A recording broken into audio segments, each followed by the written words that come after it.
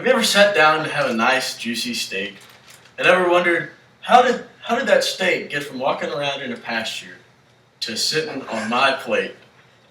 Well, I'm here to talk about the first step in that process, and that's evaluating the livestock before it goes to market.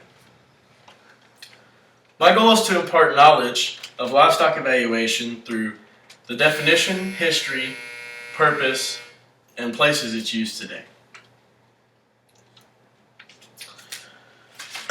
At the end of this speech, the audience should have a more in-depth and conclusive understanding of what livestock evaluation is, the history behind it, as well as how it's used today and the many industries it can be found in. I've had a passion for agriculture since I was very young. Through this passion, I have learned many disciplines in the agricultural industry. From sale barns to Christmas tree farms, I've worked in them all. I competed throughout high school in livestock evaluation, and once I got to college at Sam Houston State University, I joined the junior livestock judging team there. The competitive side of me drove me to hone in my skills and constantly further my knowledge in the field. I will discuss livestock evaluation, what it is, the purpose behind it, the story behind it, as well as where it is used today. So what is livestock evaluation?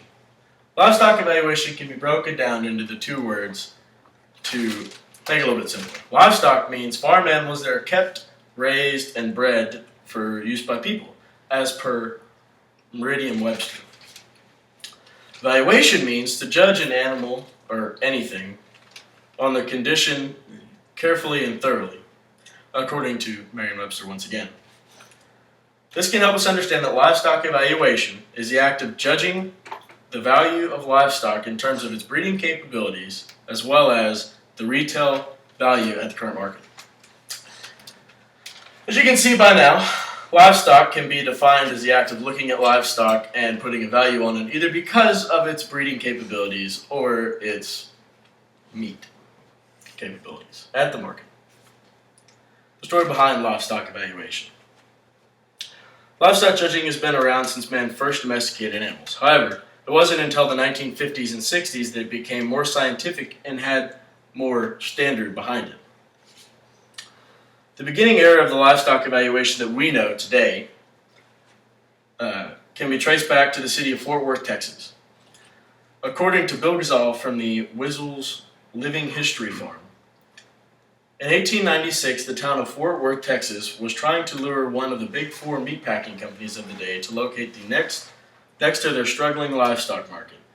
So, the market, the railroads that used Fort Worth as a hub, and key ranchers from the surrounding territories came together to boost the Fort Worth Stock Show, the first event dedicated to livestock exhibition as well as judging alone.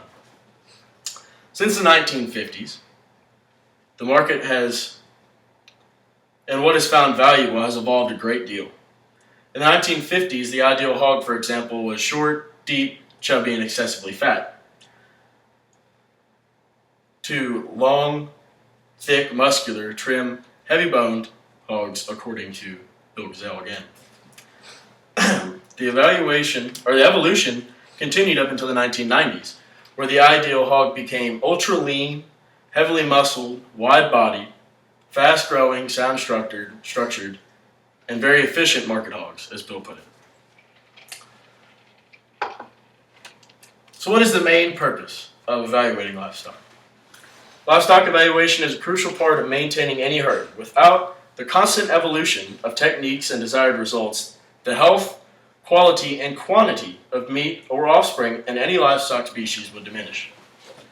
The reason that this is so crucial to closely evaluate your livestock include eliminating diseases, birth defects, unsoundness, or poor skeletal structure, and growing closer to the best performing livestock for both the slaughterhouse and the animal's day-to-day life.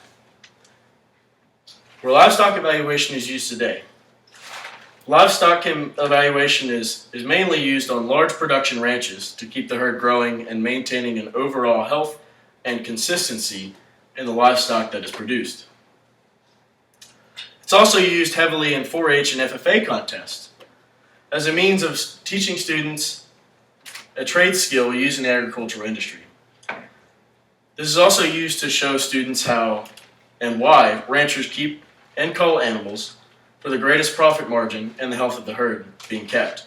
The Texas FFA organization reinforces this by saying, beef cattle, sheep, and swine are evaluated for market values and desired physical traits.